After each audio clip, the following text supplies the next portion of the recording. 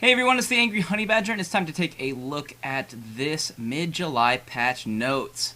I'm going to do this in a little bit different format than the last video, but that's going to be okay. We're just going to try it out. So, I'm going to actually look at the notes and read about them and discuss them with you guys. So, first off, we have a new skin in the store. It's the Mythic Cassiopeia, excuse me. And some new matchmaking upgrades. You're less likely to see level 30 champions if you are not a level 30. They're improving the matchmaking for pre-made groups of 4, which is always going to be nice. There's also going to be a bunch of other just good improvements for matchmaking improved for highly skilled players in the queue with lower skilled friends, because I get that sometimes when I'm playing with lower skilled people, and the queues aren't always perfectly matched up. So some of these nice little changes are hopefully going to sort out the game and make it a little bit better for people who are playing with maybe higher or lower level ranked kids. So that's going to definitely help.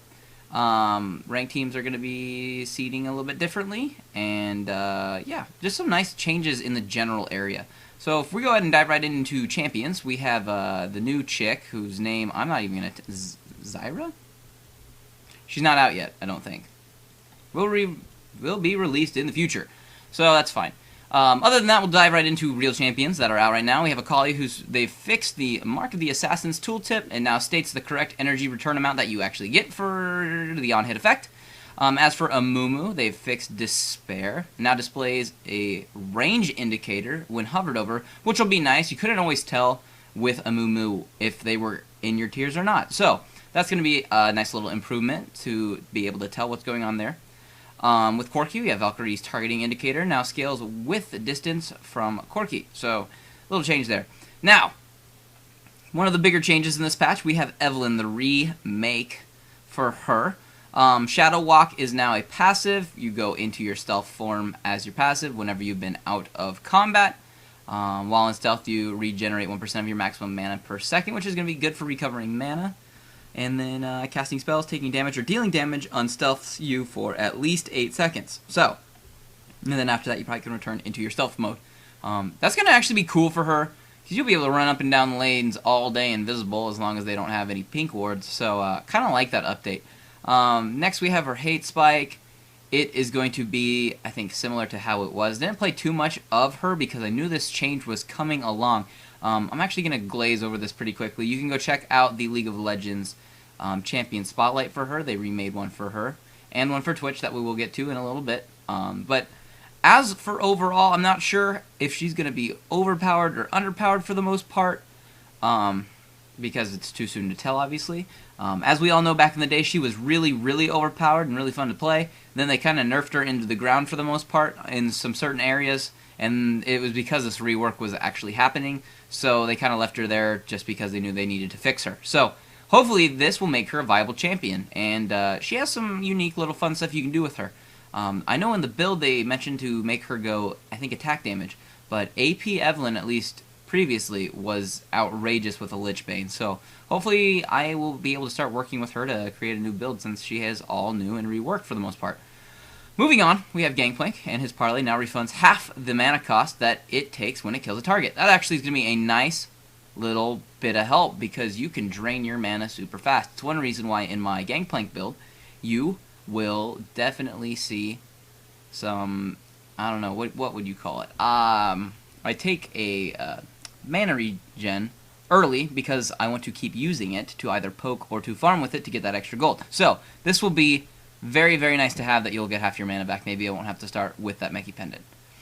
Next we have Garen. They added a buff to show the Perseverance will reactivate. So that'll also be nice for that. Little small fix there. Gragas, they fixed the body slam no longer stops when encountering created terrain. Oh, I get it. You go through walls and stuff. Fun stuff. I don't know why that took so long for me to figure that out. Alright, Grave, Smokescreen. Sight reduction range has been reduced, so I believe it's going to be a smaller slow circle. I don't know. It's useful, but I don't know. It's not too much of a nerf, but nonetheless, you could call that a Graves nerf, so that'd be like the 8th one in a year. As for Jax, they fixed Counter-Strike's dodge component. It now works properly against Shen. Oh, I heard about this. It was having some issues with Shen. But yeah, fixed. Good to know. Kassadin, Rift Walk. Damage has been reduced quite a bit and the ability power ratio has been increased.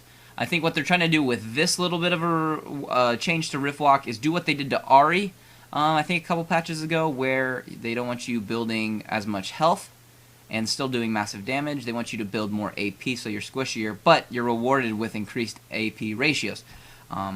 And that would be one reason why he's probably banned a little bit in ranked play. At least I notice he gets banned a handful of times because of, I mean, Rift Walk, it's easy for him to get away. It does massive damage. So, yeah, fun stuff there.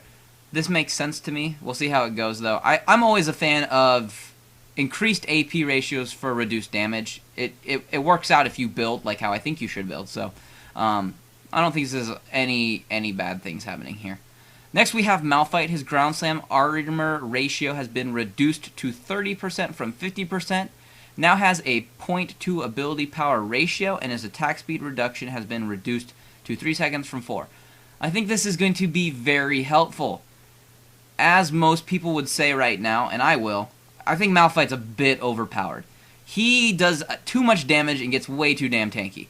So this is going to be a nice change. The armor ratio reduction makes sense. This will give people, I see some people do the AP rate, Malphite, so this ratio might help them out a little bit, so it's a little more viable. I would not currently recommend AP Malphite. It can work, but Ground Slam was awesome because of the armor that you built and everything else that goes with Malphite. So it made way more sense to build tanky Malphite and still do massive damage. So hopefully this helps bring him down a level. Right now, currently in top lane, he's almost unbeatable depending on who you're playing. So Malphite's pretty strong right now, so hopefully this will bring him back down a tiny bit. As for another kind of, not rework, but some changes, we have Malzahar. His Void little dude that runs around, he's going to be a lot smarter, which is very nice. He'll hide in bushes with you, he'll attack the correct things instead of running around stupid, or just standing still, which I've seen plenty of times. Hopefully I'll have a chance to start playing Malzahar now. He was a champion I was going to start looking into a little bit more, but you know, when I see little updates are coming, I hold off, obviously, so they can be most current and up-to-date for the most part. Called the Void's delay is now consistent. So that comes up. Now deals damage in a single hit rather than in 2 separate hits, which is also going to be very helpful. And it now grants vision and all types of other stuff. Then we have Null Zone. Cast time has been removed, so it's up immediately. And then, yeah, you can cast it while moving. That was one of the biggest pains in the world, to set up your ultimate by getting Null Zone down. You didn't have enough time, or if they're smart, they could always react to it and get out of it in time. So that was a little bit of an annoying hassle. This will help make that a little bit of an easier combo to get into. So that's going to be great. And he's got his Nether Grasp. It ignores orders when you channel his ultimate within the first 5 seconds. That's going to be nice too, because sometimes you would cast it and then you would accidentally bump to move or something and you'd cancel it immediately. So a couple little nice updates there that are going to be very, very helpful. Next we have Mordekaiser. Children of the Graves. Initial damage now correctly draws target aggro. So aggro is now correctly done when that happens. So that'll be a nice little fix to Mordekaiser.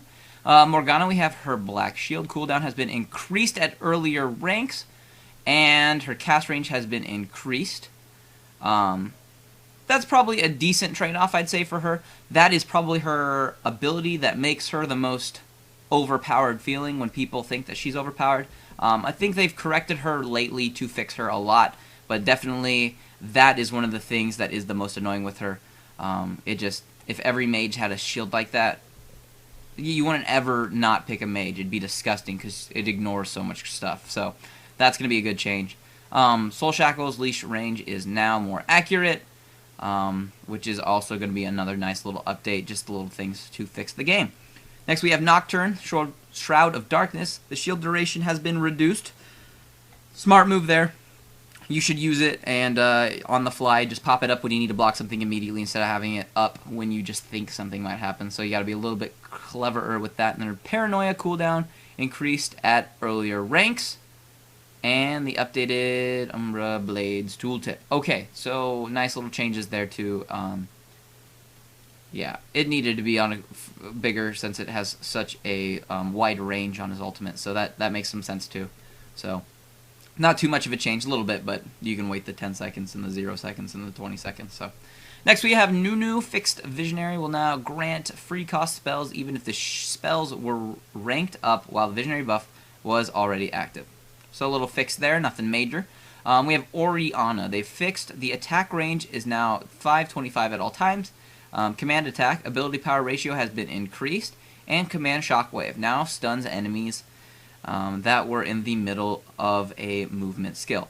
So, this is kind of nice. This needed to be fixed, and this definitely should have happened. The last patch was the one where they kind of reworked some little stuff around. They actually decreased some of her ability power ratios, sped the ball up a little bit, increased some ranges on some other things, just changed things around. And I'll be honest, I actually did not like it as much as how she used to be. The ball speed was nice, but it didn't feel rewarding because the damage didn't feel right. So this ability power ratio on command attack should feel a little bit better. She just was getting outclassed damage-wise, so these will be nice little changes, hopefully, and we'll hopefully see her come back up a little bit. She's still not quite where I think she should be. Next we have Sejuani. Arctic Assault no longer stops when encountering created terrain. It's the same issue as we saw up above. So that's going to be fixed. Sona seeing a few changes. Her basic attack, power cord, missile speed is now increased, which will be nice, so it doesn't move as slowly. Aura, presence duration reduced to 1 second after deactivation from 2. And the global cooldown has been reduced to 0.5 seconds from 2. This is very, very nice. You could be Sona, and you could be dishing out all your auras, or all of your heals, or your attack, or your movement speed buff, and the issue you had with it was you just couldn't get anything back up fast enough. So you'd almost just sit on heal, so you could just, I don't know, it was worthless, really. It didn't feel right. So this will be a nice change, so you can actually get some more heals out. Because compared to Soraka, who, as much as she's got way longer cooldowns, you can bust out like a 400 health heal, and it'd be ridiculous when Sona's only getting like 180 to 200s out, and you have to wait half the time, but it just didn't feel satisfying, especially if you're switching back and forth. You had way too much of a wait for a cooldown before you could use it again. So that'll be a nice change. Power Cord now resets your attack timer, so you can use it immediately, also nice. And Crescendo now deals its damage instantly instead of over time.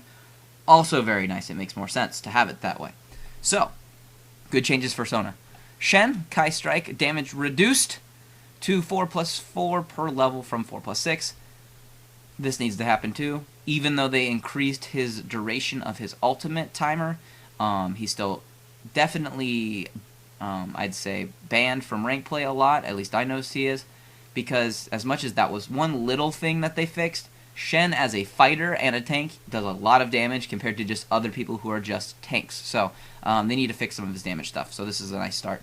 Teemo, Camouflage, his passive, it is now fixed. So he now gains the instant attack speed buff from leaving invincible.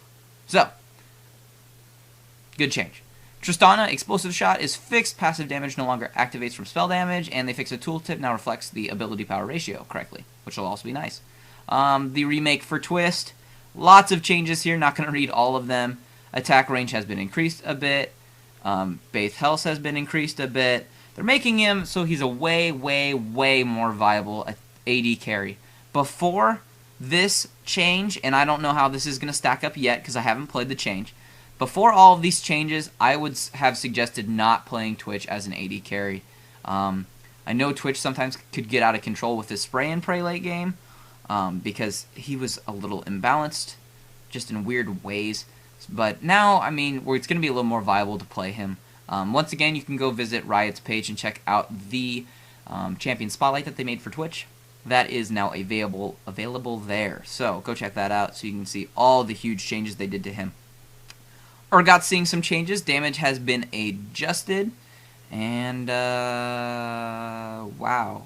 It's, yeah, just a bunch of weird stuff. Adjusted to 50, 80, 110, 140, 170, plus a 1.2 attack bonus from what it was, 10, 40, 70. That's a big jump. 10, 40, 70, 100, 300 with a 8.5. So that's going to do a lot more damage now.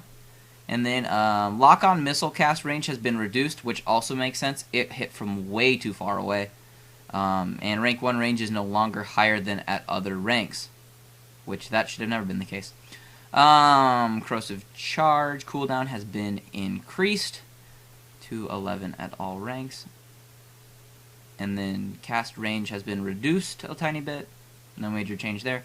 Hyperkinetic position has been... range has been reduced. Oh. So you can't grab him from crazy far away right away. So, I don't think this will affect him too much. This is going to be some nice damage, but this needed to definitely be reduced. Because that was outrageous getting hit from stuff from Well, it seemed like a mile away. So, I don't think this will change too much, but that's a nice change. We have Vladimir. His pool, the movement speed bonus now decays over time. Makes sense. Because he used it way too much for getting away. Although it's great for that. A little too much for getting away. Although that's pretty much its main use. So, we got Zareth, Arcane Barrage. Reduced to a delay between casting the spells and the impact to 0.5 seconds from 0.875. And the visual indicator for the ultimate will appear at the start of the cast bar instead of at the end. That also makes sense. So a couple little changes there. Alright, and then we got the Jinjiao remake. A couple nice changes here. The biggest one I'm going to note is the ultimate, where now when he hits them and knocks back people, it'll be a very, very good separator for teams, especially when you're trying to hit high level targets. So that'll be a very, very nice change. That, I don't know, I think he's definitely gonna be nicer too. I was gonna start playing him a little bit too, so it's gonna be nice that he's fixed now or changed. So definitely gonna be nice. We have Yorick now with his Unholy Covenant passive. No longer reduces true damage? Didn't know it did that. Alright, well, good to know they fixed it. And then we have Ziggs. His charge, the cooldown has been reduced at earlier ranks. Which makes sense, because it was on a very long cooldown. Alright, so those are the champion changes in this patch. We have Summoner's Rift. The outer turret vision range has been increased quite a bit, so pay attention to that. Diving now is going to be a little bit tougher. I like that. Making the turrets more viable. Some of the tankier top laners and just other tanks diving really early levels and getting kills for their carries. So hopefully this will not reward them as much. Turrets, in my opinion, should be fixed to do straight true damage. It would change the game a lot, I know. But it would make you play smarter about when to dive, when not to dive, and when it's smart to dive. So they would change the game a little bit, but I think they should do this. But this will be a nice little change for now. Because, oh man, I mean, yeah, you got to be a lot more careful with that. Some changes to the Twisted Tree line. Chat kill announcement on Dragon on Summoner's Rift. Okay, so that's going to be changed, like on Summoner's Rift. Alright, some item changes. We have health reduced to 200 from 250 for Heart of Gold. That is actually one of the most purchased items in the game, traditionally. A little fun fact. So maybe it's because it gives you that little bit of extra health, who knows. But it's a good item still, and this is still going to make it a good item. So just a little reduction there. Early on with some of the top laners who got it, and they felt really tanky really quick, so hopefully this will change that. Ionic Spark added a new counter to show when Ionic Spark was charged. That's just going to be a nice little update. Philosopher's Stone, the health regen per 5 has been reduced to 15 from 18. I don't think that's going to be too much of a change. Ever's Blade, Heart of Gold, Cage's Lucky Pick, and Philosopher's Stone now have counters in their tooltip to indicate how much the item has granted you gold over the course of the game. Thank God for this update, because sometimes I mean, for me at least, sometimes I get a gold per 5 item, and it doesn't feel like I'm getting all that much from it. I know it does, but you pay for it, so you have to take that into consideration for how much gold it's actually giving you. This will be very nice to see how long games go, and when you pick up your gold per 5 items, how much gold you're actually getting. So this will be a little fun way to see what you're getting. It's just going to be a nice little update. We have changes to co-op versus AI. I don't feel like covering those because I don't even play co-op versus AI ever. Added new character portraits for Dragon and Baron. Well, that'll be cool. Fix some controls. Gold numbers will no longer get stuck on the screen. That'll be nice. I've seen that happen. Connecting, including ghost minions, invisible camps, untargeting towers, and strange store behavior will be fixed. I think we've probably all seen strange store behavior when you get disconnected and then you reconnect, and then all of a sudden your Philosopher's Stone looks like a Cage's Lucky Pick or a Boots of Swiftness. It just looks like a random item. Although you have the correct one, it's very confusing. When disconnected now, the game will now attempt to reconnect automatically. For some people this will be very helpful. Hopefully for me it helps. I have bad internet at my house. It's unfortunate. I'm going to be upgrading soon.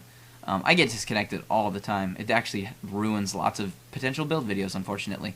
So hopefully this will just try to instant connect, because my DSL is horrible. Other than that, guys, these are going to be the main changes to this patch. Like I said, for any of those really long changes, you go check out Riot's page and see what they're doing with all of those in their champion spotlights. But other than that, guys, this is going to be the changes for this patch preview, and I'll just see you guys in the next build video.